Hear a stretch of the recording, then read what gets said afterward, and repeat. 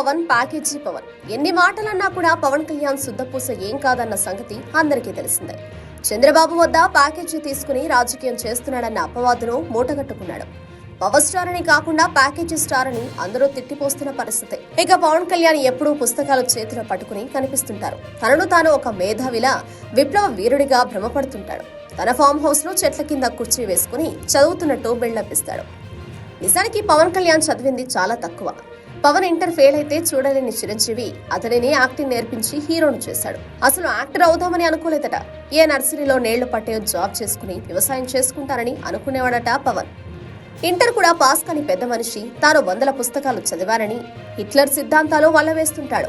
ఇక తాను నెల్లూరులో పుట్టానని ఓసారి, మరోసారి పల్నాడు, గుంటూరు ఇలా చాలా పేర్లు చెబుతాడు. పవన్ చదువుల సంగతి అంతే.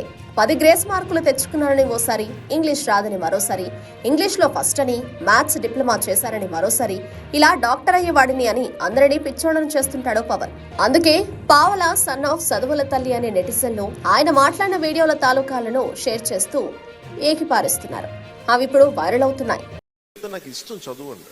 10th ఏదో ముక్కి మూలిగి గ్రేస్ మార్కులతో పాస్ అయ్యాను. నేను చదువు బై చాయిస్ ఆపేసాను.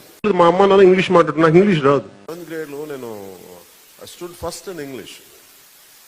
నా ఎడ్యుకేషన్ ఇంటర్మీడియట్ ఆపేసాను విసుగుతో. నేను ఈ రోజుకి మ్యాథమెటిక్స్ చదువుతాను. ఎలక్ట్రానిక్స్ డిప్లొమా చేయడానికి ప్రయత్నం చేశాను. తర్వాత కంప్యూటర్ సైన్స్ డిప్లొమా చేశాను. DBS 3+ చేశాను. కొంత ఆటో క్యాడ్ నేర్చుకున్నాను. అని డాక్టర్ అవ్వాలనుకుని అన్ని ట్రై చేశాను.